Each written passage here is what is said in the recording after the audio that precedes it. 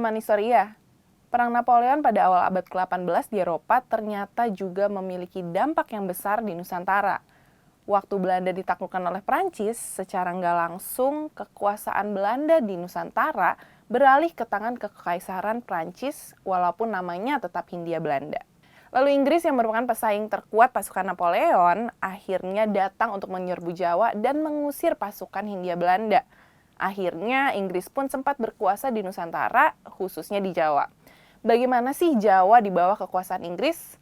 Yuk kita bahas di Ngerti Sejarah.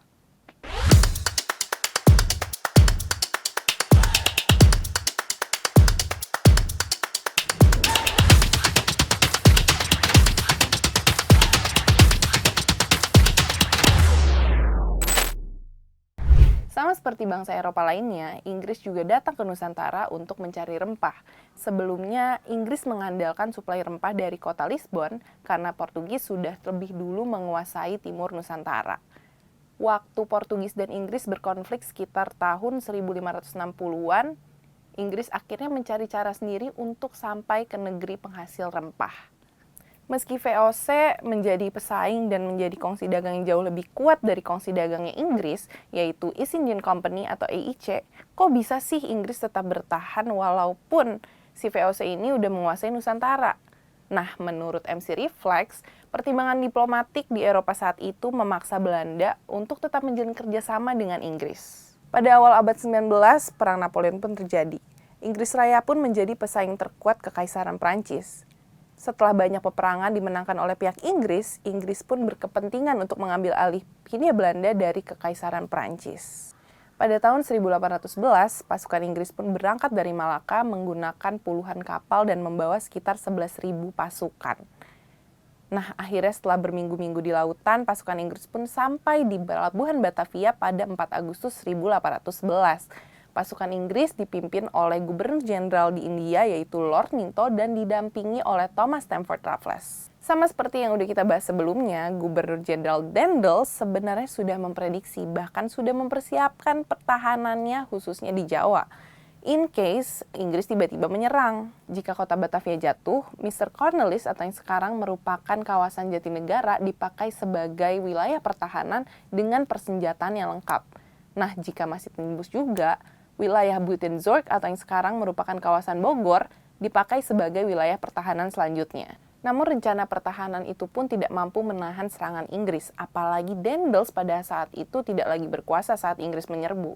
Herman Willem Johnson, pengganti Daendels saat itu benar-benar kewalahan. Johnson dan pasukan pertahanannya terus diserang Inggris sampai ke wilayah Tuntang Salatiga. Pada 18 September 1811, Johnson yang sudah kehabisan tenaga akhirnya terpaksa menandatangani perjanjian Tuntang yang isinya antara lain menyerahkan kekuasaan atas Jawa dan daerah taklukan Belanda kepada Inggris, tentara Belanda menjadi tahanan Inggris, hutang Belanda peninggalan Daendels bukan menjadi tanggung jawab Inggris, dan seluruh pegawai yang ingin bekerja sama dengan Inggris ditempatkan di posisi semula.